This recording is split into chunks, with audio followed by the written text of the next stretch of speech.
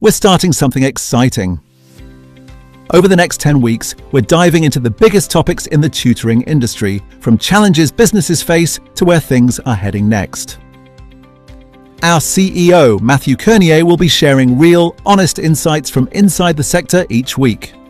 If you run a tuition center, tutoring agency, or online tutoring business, you'll want to follow this series. Episode 1 is now live. Welcome to Episode 1. Let's get going.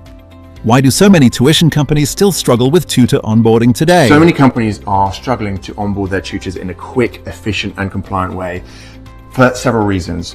First one, they don't know what they don't know. Second one is it's intensive, it's administratively very, very heavy, and there are not necessarily the systems in place in the tutoring organization to make this smooth and simple and scalable and sustainable. And the third one is because there's quite a lot of admin involved, that can cost a lot of money. Now, not every single tutoring organization has abundance of admin staff to help process this. So TutorOnboarder has built a system to make it streamlined, compliant, and save you time. What does broken onboarding actually look like behind the scenes? I'll give you a little sneaky peek as to what broken tutor onboarding looks like. So when Capital Tuition Group was approved by the National Tutoring Programme to become an approved partner, we had to seriously move our needle on our safer recruitment and its compliance. When we did, we realised that we were very, very clearly out of our depth. We didn't have the systems in place. So what did it look like? We were trying to get all of the information and all the documents from our tutors. How was this done? It was done manually. Where was it done? Via emails. Was it via WhatsApp? Was it via our website? We couldn't keep a track of all the documents as necessary, and when we did, we would have to download them, save them, verify them, make sure that the labeling on the documents was sort of consistent across the board, which invariably when you have a team of 5, 6, 7 admin staff doesn't happen. Also, we were storing it on our drives. Did that reach GDPR compliant? We hoped it was. And of course, the other thing to note is that we were then having to build manually and maintain and keep up to date our single central record.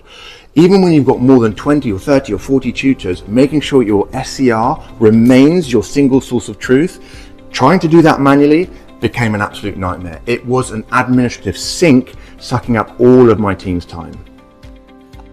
Why has this been allowed to continue for so long?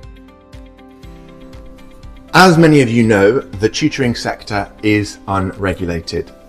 For those of you who've been in it for a while now, you can see some regulations starting to creep in.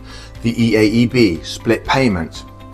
And of course, as many tutoring organizations are sort of bridging the gap between mainstream education, and I'm talking about alternative provision, working with councils, other specialist contracts, compliance is starting to filter down in a really, really big way. So why has it been easy for us tutoring organizations to sort of do minimal checks? It's because we are an unregulated sector. That's changing, and I think everybody will agree, thankfully so. That's why we built TutorOnboarder.